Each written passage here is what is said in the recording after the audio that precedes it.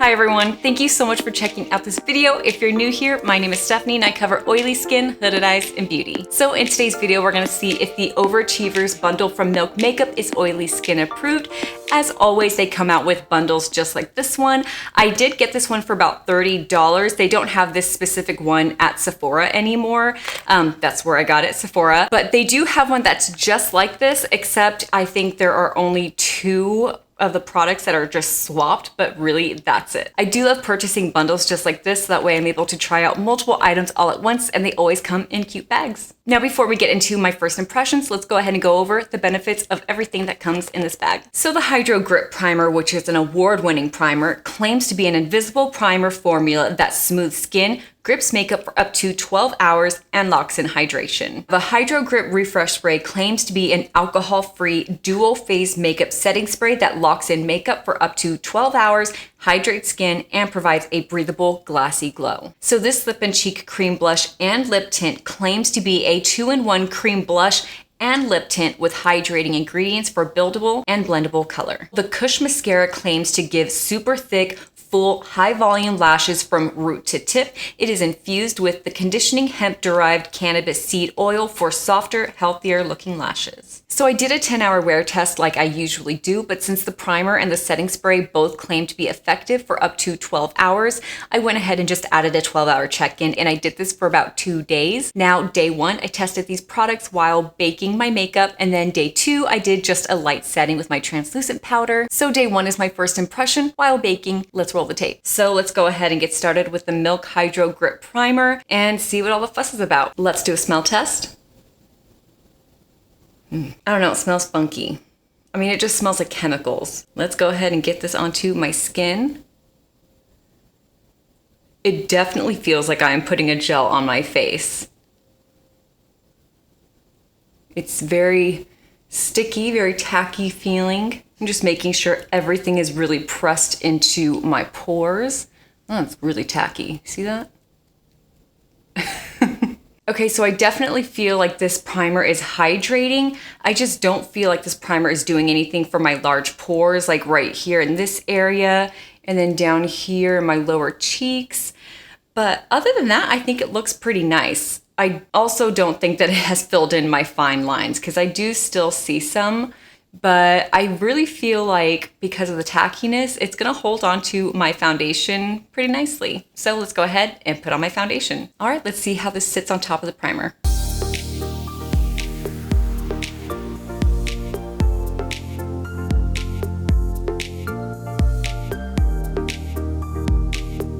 All right, so it looks like my foundation is laying beautifully on top of this primer. There is no patchiness, there's nothing missing, nothing smearing.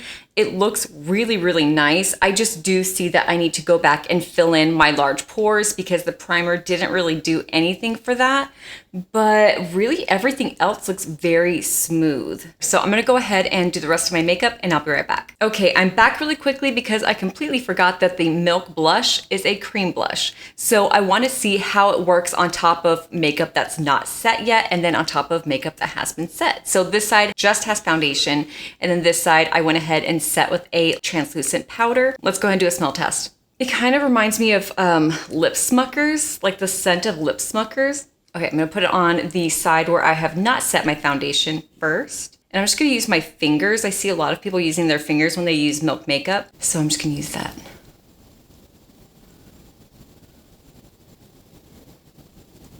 Okay. I like it.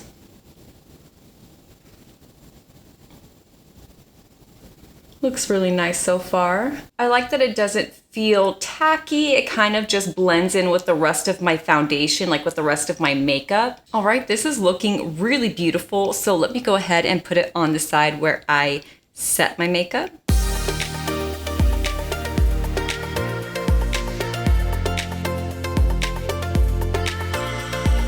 Okay, so I'm actually surprised that the cream blush did not pick up my translucent powder. It actually looks very nice, but to be honest, I'm kind of liking the side where I didn't set my foundation. I'm just liking the application a lot better, and it just looks a little bit more natural. Okay, I'll be right back so that way I can try out the setting spray and the mascara. Let's go ahead and test out the spray itself. Ooh, nice. That spray actually looks like a very fine mist, and it's kind of like dispersed widely so it gets all over your face. It's pretty cool. Okay, anyway, let's go ahead and get this on my face. Actually, really quickly, I'm smelling that right now, and it smells like plastic or something very chemically. Okay, let's just go ahead and spray the face. Let's do it. Okay, that spray was so nice. That feels really good. It didn't punch me in the face. And I'm not drenched or anything. I think that this looks nice. I'm just gonna get my sponge, and just on the backside of the sponge, I'm going to press the setting spray into my makeup. I am really liking this spray. I think it looks really nice. My makeup looks nice and smooth. Nothing has been lifted. There are no white dots or anything. I think this could definitely work. Let's move on to the mascara now. I actually have tried this already. It's the Kush mascara. I really do love it, but I'm gonna go ahead and put it on again just so that way you guys can see. But first I am gonna put the mascara on my bottom lids because I have hooded eyes. If I were to put it on my top lids and then kind of like put my head down to put it on the bottom lids, my hoods are going to weigh on my lashes and it's just gonna keep going down and we're not gonna get the results that we want. So I'm gonna do my bottom lids first and then I'll be right back to do my top lashes. All right, look at those lashes. They are looking so good. So let's go ahead and put it on the top. This mascara is making my lashes look so long and so dark and thick, and it's definitely giving them volume. One thing I love about this mascara is the fact that it is buildable, but for me, I can only build it, like I can only do 2 coats. I can't do any more than that because then it does start to get kind of clumpy, but really you don't need any more than 2 because just look at that difference already. It is so beautiful. I really like this applicator because it's very thick and it has a lot of bristles, so it's able to grab every single lash and just coat it with mascara. I love using this whenever I want to do like a glamorous look and I need that volume. I need that like length and curl. All right, I'm gonna do the other eye. Okay, so here's what my makeup is looking like with all of these makeup products. Let's go ahead and take a look at my face. Here's what my forehead is looking like. Nice and matte. The left side of my face also looking nice and matte. And then the same with the right side, nice and matte. All right, so I think my makeup looks absolutely beautiful, but of course the real test is to see how this wears at the end of the day. So I'll be right back to let you guys know. Here we are 10 hours later, so let's take a look at my face. Really quickly, I actually forgot that the cream blush can be used on the lips, and I'm not gonna lie, I don't really like it. I put it on right now, right before I hit record, and there's just that scent that I don't like, and you know how whenever you smell a scent, you can almost kind of taste it in your mouth. And I can just tell that if I do wear this all day, it's just gonna make my stomach hurt because it doesn't smell or taste very good. So yeah, and also I have the driest lips in the world, and this kind of just sits on top of the lips and it just makes my lips look more dry and crusty.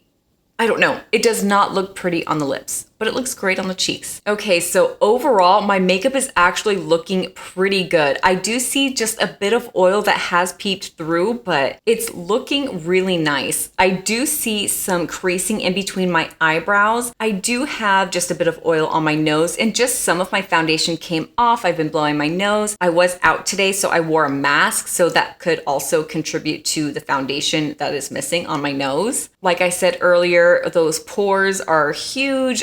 The primer just didn't really do anything for them. And I'm looking just a bit cakey in the chin area, but let me go ahead and do a close-up so that way you guys can see everything. Here's what my forehead is looking like. In between my eyebrows.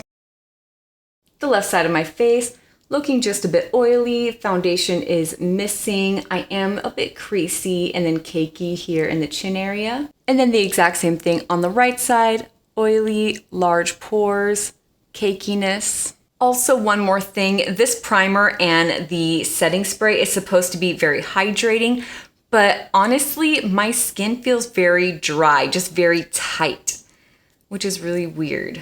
Okie doke, we are at the 12-hour mark, so let's go ahead and take a look at my face. So more oil has peeked through, and I'm still looking cakey in the creases of my face. And I just feel like I look a lot older today. This primer did not fill in anything. So there are just some lines going on. Let's go ahead and do a close-up. Here's what my forehead is looking like. In between my eyebrows.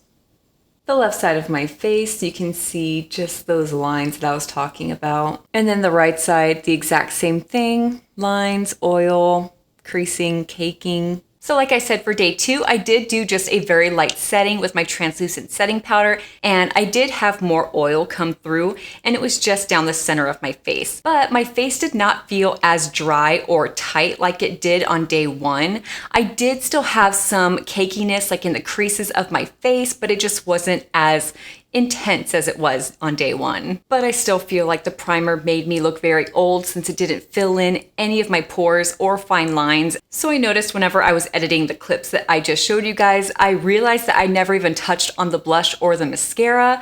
And that's because I was just too fixated on how old I looked. So let's go ahead and talk about the blush and the mascara. So I am loving the blush. It was still pigmented even after the 12-hour mark. There was no fading, no transferring, no patchiness. It still looked absolutely gorgeous on my cheeks. It didn't look that great on my lips, and I know I already said that, but if you have dry, cracked, peeling, crusty lips like mine, and I know that that might be TMI, it won't be for you because it just sits on top of all of that. It doesn't really sink in, it doesn't moisturize, it just makes them look more crusty.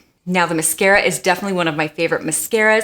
It does transfer just a little bit onto the lids, but really all you need is an eyeshadow brush to kind of just blend out those lash prints, and then you're good to go. Okay, so here are my overall thoughts on these products. Let's go ahead and get started with the Hydro Grip Primer, which I'm really wanting to love because, I mean, it's an award-winning primer and pretty much everyone I know loves this primer, except for me. I just need so much more out of a primer. Not only do I need it to make my makeup last longer, control my oils, but I need it to fill in my fine lines and pores.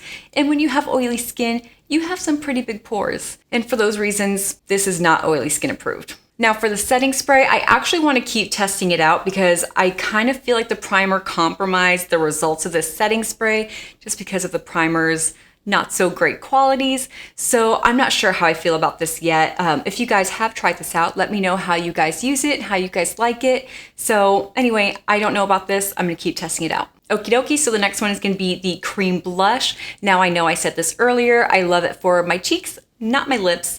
I love that this lasts all day long. I mean, up to 12 hours is great for a cream blush. And this does go on very lightly, like whenever you want to do those natural makeup days, no makeup days, but then it also is buildable so that way you could do those glamorous makeup looks. So this one is definitely oily skin approved. Now last but not least for this bundle is going to be the Kush Mascara. It literally does everything that you need a mascara to do. It lengthens, it volumizes, it curls. You just have to deal with the transfer every once in a while, but really it's beautiful. It's not, of course, oily skin approved, but it's Hooded Eye approved. All right, guys, so that's gonna be it for this video. Like I said earlier, if you have tried out any of these products, let me know how you like them. Let me know how you use them in the comments down below. And if you like this video, please hit that thumbs up and subscribe for more content. And thank you guys so much. Bye.